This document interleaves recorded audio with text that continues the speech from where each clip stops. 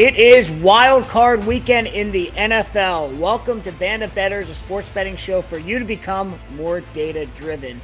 The season is over and we have made it to the NFL playoffs, the most exciting time of the year. Brad Kronthal here with my co-host and brother, Spencer Kronthal. We're going to break it all down from you from the data's perspective. Spencer, did you enjoy week 18? I'm ready for some playoff football already. It was, once the NFL expanded that 17th game, that 18th season, it feels like we're already in playoff football, but now we are officially in playoff football. Yeah, I'd like to quickly recap last week before we head into our show today, where we really break down the first weekend of the playoffs as well as our predictions for the conference and then Super Bowl titles. So I went 1-1 last week. The data told me to take Carolina. That's the only game I really felt good about.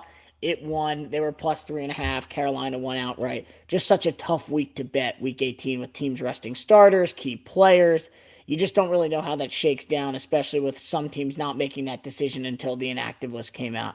So the other game I bet on was Dallas -7 at Washington. Thought Dallas had something to play for. They'd come out and win and just handle business against a first-time starter in rookie Sam Howell, and they did not. So I did not bet with the data there, and I should have. But 1-1 week. Didn't want to throw too much down on week 18, so not too much to talk about, except that I went 1-1 and move on. How'd you perform? Yeah, I went 2-2 this past week. Got the Lions, is excited about that, and got the Giants on a nice 14-point spread. I did not get in on a good spread for Baltimore, and I also thought Cleveland would play a little bit tougher against Pittsburgh, keeping it in division, even though they had nothing to play for. But I'll take 2-2 as we head into the playoffs. Yeah, absolutely. You take it and you move on. So one thing about week 18 that I found really interesting was the Lions game and Packers that I was afraid to bet. Looking at our alloy systems and all the forecasts we put out, we aggregated them on my home screen here. I have them all. So looking at all the strategies we put out throughout the course of the 18-week season, I think 8 strategies pointed to the Lions. Basically half the strategies we pushed out. 0 pointed to the Packers. So basically it was either a Lions +5 or no play at all. I just thought Green Bay at home would handle business with the playoffs on the line. We know that Detroit was a good home team, but not a great road team, and such a fun game to watch. Wish I threw money on it. That's what the data told me to do, but enjoyed that game nonetheless. That was my most favorite moment from Week 18, that Detroit Green Bay Tundra game. Absolutely. Hats off to Dan Campbell. I mean, this season was coming off the rails. Not that most Lions seasons haven't up until this point, but turning to 9-8 and a Seahawks loss or win away from missing the playoffs, heck of a season for the Lions. I was excited about a couple teams that were able to sneak in. I'm looking at, besides Geno Smith in Seattle, but looking at Miami, able to get the job done. Mike McDaniel seems like his job could have been on the line. I don't agree with that, but it sounds like it could have been on the line if they missed out, as well as Jacksonville getting in. Doug Peterson, Trevor Lawrence. Is this a duo that the AFC's got to fear for the next, we could be looking at the next 10 years? Absolutely. So, great season. Had so much fun running the numbers, being profitable. You look at our bets, we won this season, which is really hard to do in the NFL. Just proves the point that you bet with data, you bet consistently, you're going to win money. And that's what we allow you to do with the Alloy Sports app. There's no reason for you not to be on it, especially with the Premium Pro, where you have our full database at your disposal. So with that said, let's get into it. We're in Wild Card Weekend. Let's break down all the games and start from the top, and then we'll go all the way through our Super Bowl futures predictions, and we'll come back at the very end of the season after the Super Bowl is played and compare each other. And, loser has to buy dinner. Absolutely. And so it's in Chicago. It's in Chicago. If I win, steakhouse dinner in Chicago. Spencer's in Chicago. I'm in Baltimore. So my choice is steakhouse in Chicago. All right, that'll be my choice as well, because you can't get better than that. All right, sounds good. It looks like I'm taking a trip in February regardless now. Okay, awesome. So let's start. I'll share my screen here, and we'll get into it. The first game on the docket is Seahawks 49ers. Now, this one's tough. I've got a couple of strategies. I look at the couple of ones that were pre-pinned on the LA app. Road Grader and Peanut Punch both like Seattle in this game, at least to cover. So I see a 10-point spread. I think I like Seattle to cover. To take the game, I think it's hard to go against San Fran. They're playing so well right now. Brock Purdy looks like the second coming of Tom Brady coming out of that seventh round in the NFL draft right now. I like Seattle to cover. I'll take San Fran to win the game though. Yeah, this game is going to be interesting. With a lot of our strategies, it gets to a point where the most profitable games this year have been betting on the underdogs. Throughout the course of the season, the underdogs have hit at an extremely high rate, just straight up. So a lot of our systems point towards the underdogs. I This spread's come down a little. It was at plus 10.5 for Seattle. I like San Francisco, and I'll start off the bat just disagreeing with you. I'm going to take San Francisco at home against the spread straight up. Give me the 49ers both ways. Heavy underdogs are tough, but it's also the home game, it's the playoffs. The Niners, they're just playing so well, even under Purdy. It's like they got to slip up with a rookie quarterback, right? But their system is built so no matter who you're playing, if he can just be competent, they are so strong defensively, so strong in the run game, and they make the throws easy for them. Great talent at the receiving and tight end position, and obviously they got the all-world running back, do-it-all athlete Christian McCaffrey. I'm taking San Francisco minus 10 in this one. Next up, Saturday night, Jacksonville hosting a playoff game, the 4-5 game in the AFC. Jacksonville hosting the LA Chargers. Jacksonville coming off an inspiring win to win the division, get into the playoffs. The Chargers coming off another disappointing loss to end the season. A team that I really don't think has hit their potential, but maybe they are a dark horse team, as we discussed last week in this playoff race, the Chargers. Maybe a team that other teams may look over here and not see the true strength of their roster. Where do you like this game? The line is set at LA Chargers minus 1.5. Yeah, I mean, this game is probably as close to a toss-up as we're going to see this week. As we look at the stretch, I see, LA and Jacksonville. It's two teams that are relying on their young quarterbacks, their budding star quarterbacks. Lawrence seems to be putting the pieces together a little bit more than Herbert on a consistency basis. But man, can Herbert light it up when given the chance? This game could go in completely either direction. I mean, LA could blow them out by 20, or they could completely throw a dud. I think I like the consistency with Jacksonville. You're going Jaguars against the spread. I'm viewing it as a toss-up, so I'll just take the Jaguars money line if I'm placing this bet. Okay, I like that. It's going to be tough, so tough in this game. I like the way that Jacksonville is playing. I'm going to go with the data here. I'm going to go with the Jaguars as well. Home playoff games are tough to come by. Their defense has been playing well. I'm going to take Jacksonville as well at plus 1.5. So that takes us to Sunday. And the first game on Sunday is a 1 o'clock matchup, divisional matchup, AFC East, Bills, the 2 seed, the 7 seed, sneaking in the Miami Dolphins. Tough end of the season for Miami, but they did sneak in at 9-8 under first-year head coach Mike McDaniel. This game could be interesting. A lot of people have Bills as the favorites, but could Miami play spoiler, Spencer? What do you say? Not without Tua. And right now, it doesn't look like Tua's even been cleared for football activity. Yeah, we're hitting Tuesday. We got, 5 days? 5 days until Sunday. There's too much risk in this one. I tried to make a lead up there. I tried to make it suspenseful. You tried your best, but it's interesting. The thing that I see is the parallel where this is a 10.5-point game, and so is Seattle San Fran. Miami's probably playing with not even a backup quarterback. We're looking at potentially a third-string quarterback if they go with Thompson again.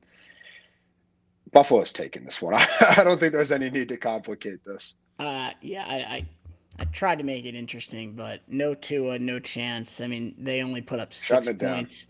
They only put up 9 points on the Jets. Hey, they got the safety. We'll count it towards the offense. It's in Buffalo. Sorry, 11 points. Yeah, that's right. The safety, the last play. Great. Buffalo. I don't see them having an issue here, and for them, it should be an easy start. If they're going to make a nice run here, it's nice to start off with a game like Miami if they don't have their starting quarterback to take the playoff run there. So I also like the Bills at minus 10.5. They should be able to cover that easily. All right, let's move to the 4:30 game on Sunday. Giants are at Minnesota, a rematch from a few weeks ago. Who do you like here? The Vikings are favored by 3 points. It's a 3-6 matchup in the NFC. I find it's kind of funny. It seems like the odds makers don't necessarily know what to do with the Vikings.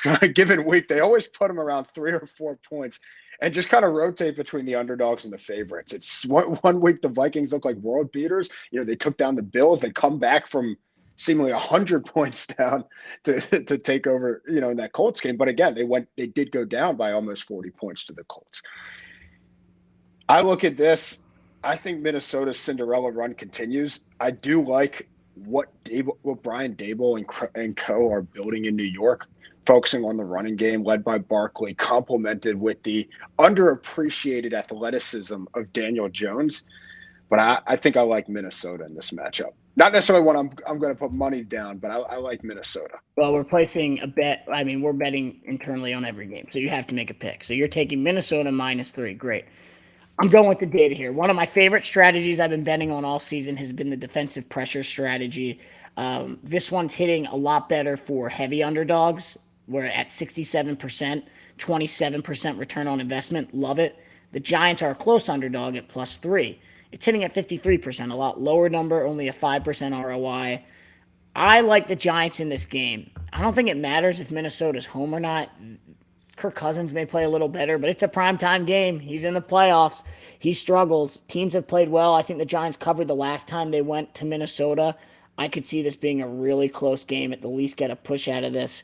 Giants are resting. I think I give the advantage to the head coach, and I give the advantage to Brian Daboll here. He's resting Daniel Jones. I think he's got some tricks up his sleeve. He had a few trick plays last week against the Eagles just for fun, just to get him out there, and they weren't even playing anybody. So I don't see a world where the Giants don't come heavily prepared with some tricks up their sleeve. I'm going to go with the Giants +3 in this matchup.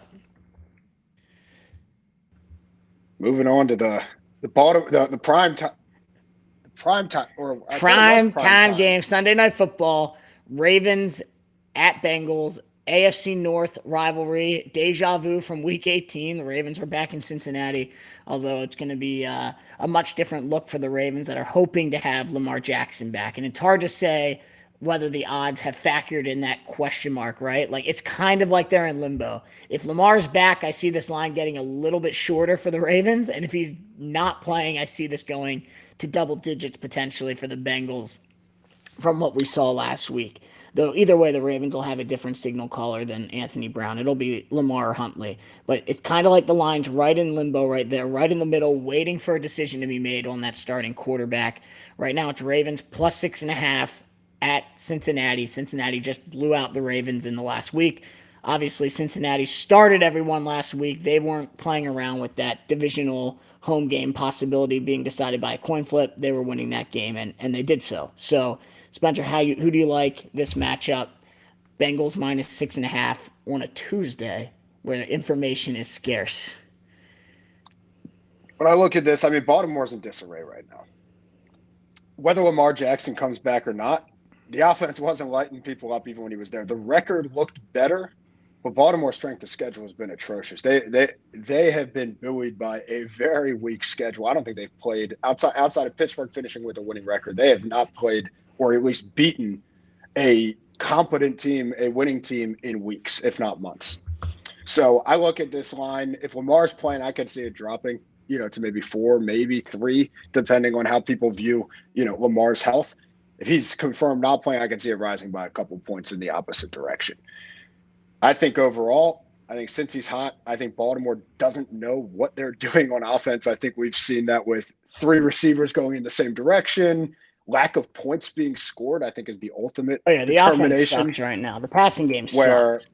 unless Lamar breaks out on, 360-yard scrambling touchdowns, I don't think Baltimore can keep up with the firepower of Cincinnati. So you're taking Cincinnati -6.5. It's a nice number if you like the Bengals right now. I mean, especially if even if he plays, he's coming off a month and a half of not even practicing. So he's not going to be Exactly. crisp. So you like Cincinnati, and it's not a bad number if you like the Bengals just to win by a touchdown. They've got the potent offense. So you'll take Cincinnati. I'm staying homer a little bit here. I'm going with the Ravens, and here's why. It's a divisional matchup. The third time that they've met Cincinnati, they figure things out. I just think whether one way or another, the Ravens' defense is good and they are healthy. They'll get Marcus Peters back next week. The linebackers are healthy. They need to generate a little bit more of a pass rush, but I think the defense plays a little bit with more urgency. They played okay last week. Obviously, a few major turnovers from the offense skewed that line for Cincinnati. But the defense played pretty well for most of the game. I think the Ravens are able to keep this game within 6.5 points, and it's a defensive battle. The key's going to be on the offense and the passing game. You can't make stupid turnovers. We can't guarantee that's going to happen. Even if Lamar plays, when he throws the ball, he's not going to be crisp. He doesn't have many practices, if any, under him by game time. So I'm going to take the Ravens plus 6.5. Not sure about the win overall, but I do think because it's a divisional matchup, the teams know each other. There's no love lost in this rivalry here. I think it's going to be a closer matchup than the 6.5 points suggest. And then finally, it brings us to an exciting Monday Night Football matchup. Final game of the wild card weekend. Cowboys minus 2.5 at Tampa Bay. Tampa Bay, kind of an iffy season. They entered the playoffs as the 4 seed with an 8-9 record. They're hosting the 5 seed Dallas, 12-5, coming off an odd loss to Washington in Week 18. Can Dallas finally break through? It seems like we ask that question like every year. I mean, is there some recency bias in this spread? I mean, Dallas is 12-5. Yeah. I know Dak's been throwing at least a pick every week for the past half of the season, and he's what? I think he's tied for the NFL lead in interceptions, despite missing like 5 games or so this year. But I mean, at a certain point, they're a 12-5 team with a defense that's star-studded. They've got stars on offense. I think Dak can come around.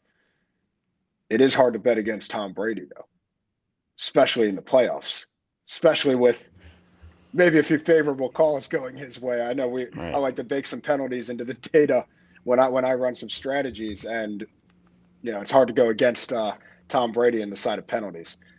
For all those reasons, I think I like Tampa and Tom Brady to not get eliminated in this first round. Interesting. I think I agree with all your points there.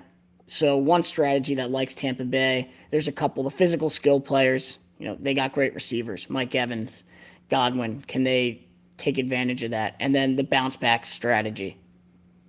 Does that really play an effect in the playoffs? That's not one I'm really considering too much, but it does like Tampa Bay. The line was at +3. It's now at 2.5.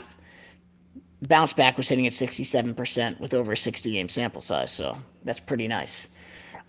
It's a tough one. This one's really, really tough because Dallas just has some clunkers. Even that game against Tennessee that should have been an easy win, Josh Dobbs' first start 2 weeks ago, Dak struggled. He hasn't looked that crisp, but it's hard to bet on Tampa Bay this year. Every time you think they might be turning it around or it's like it's time, they just can't do it.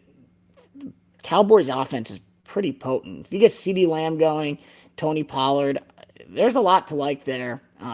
And Schultz has played really well too lately.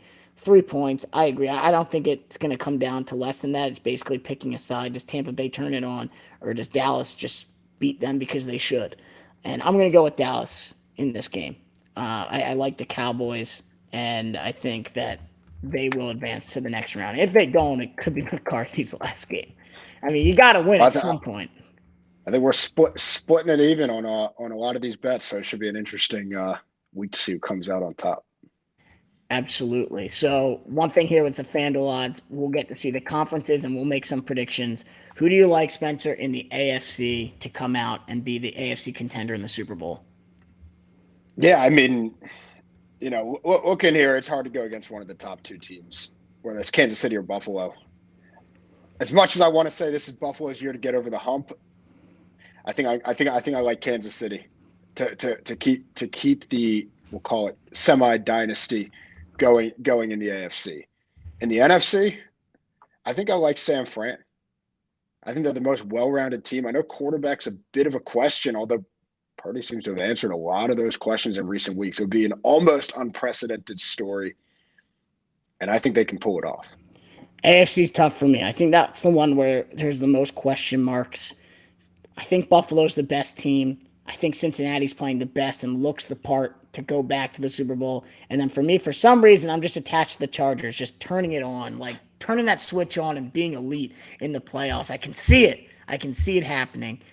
With all the circumstances from this season, though, I might have gone another way entering the week. I think the DeMar Hamlin thing kind of changes things for Buffalo. If they needed any more purpose to keep going, that just gave them that. I'm going with the Bills plus 200 to come out of the AFC and make the Super Bowl. In the NFC, it's really hard for me to disagree with you. We were talking about San Francisco for weeks now, about how they're probably the most exciting team to bet in the NFC. Their odds were at 450, 550 as of the last few weeks, and now you can see they're already now the second most favored team in the NFC. The surprise of the Eagles are just not getting the love. At some point, someone's gonna. I like the Niners, but there's one part of Purdy that just scares me because he's a seventh round rookie. Can he take them all the way? I'm just going to go with my gut here and change my opinion. I'm going to bet on the Philadelphia Eagles to come out of the NFC. And I think that they will handle business. Hurts comes back a little rusty last week. Now he gets another week off to practice. Win one or two, win two games and you're in. They get one last game to play. I like Philly. So my Super Bowl matchup's going to be Philly and Buffalo, Spencer, and you are Kansas City and San Francisco. Easily four teams that can make the Super Bowl. And when it comes to your Super Bowl odds, here they are. The lead is at Kansas City plus 330, then Buffalo plus 420, Philly plus 500, and plus 500 also for the Niners. Cincinnati's cool too. I mean, they could be a fun bet. But we have the top four teams going. Who wins it in your eyes? Yeah, I'm going to go with Jacksonville this time. I know they're not winning the AFC, but I think they'll sneak in to win the Super Bowl. So, no, but the way I look at it, I think it's pretty fitting. We built a platform that lets you backtest against historical results. I'm bringing it back to 2020. KC over San Fran. Patrick Mahomes getting that second Super Bowl MVP. That would suck for Shanahan. That would be his third loss Super Bowl. One as a coordinator, two as a head coach. Brutal. I'm sticking with, I think the NFC is the much better division this year, no doubt, than the AFC when it comes to just level of play and how well they've played and quality of team. I think it comes out of the AFC, though. I like Buffalo's first-round matchup. I just love that team, and they're due. I mean, that is a Super Bowl team, and they're due. I think Buffalo comes back from a rough exit last year against the Chiefs and one of the most heartbreaking losses you'd ever see. They're playing for DeMar Hamlin now. If they needed any more motivation, as if I'm taking the Bills, they're plus 420 right now. Give me Buffalo and circle those wagons. Yeah, I love the pick. I think Buffalo's I think Buffalo, KC, you can't go wrong. Yeah, and it's fun. I mean, we'll watch the playoffs. So now we got steak dinner on the line, and this was a fun show just to kind of go through every game of the first round, and we'll do this every week for the following. So let's hope that Kansas City, we know you're safe for the first round with your Super Bowl pick. I'm not necessarily, but we'll see how it plays out. Spencer, you got Niners, Chiefs. I got Buffalo and the Eagles in the Super Bowl. We'll come back next week and I'll pick my restaurant. I'll look up on Yelp and I'll get you some options that you can make reservations. I'm ready for a steak dinner. Awesome. You'll be footing the bill. Awesome. So you'll be watching the playoffs. We'll be watching the playoffs. It'll be an exciting NFL weekend. As always, the wild card weekend is sure to surprise us in some ways and give us some exciting moments. So thank you again for joining us. Go on to Alloy Sports and the Alloy Sports app to build your own data-backed betting strategies so you can win like us, because we've won and we're going to continue to win. So do that. We'll see you next week on Band of Bettors. Have a great weekend.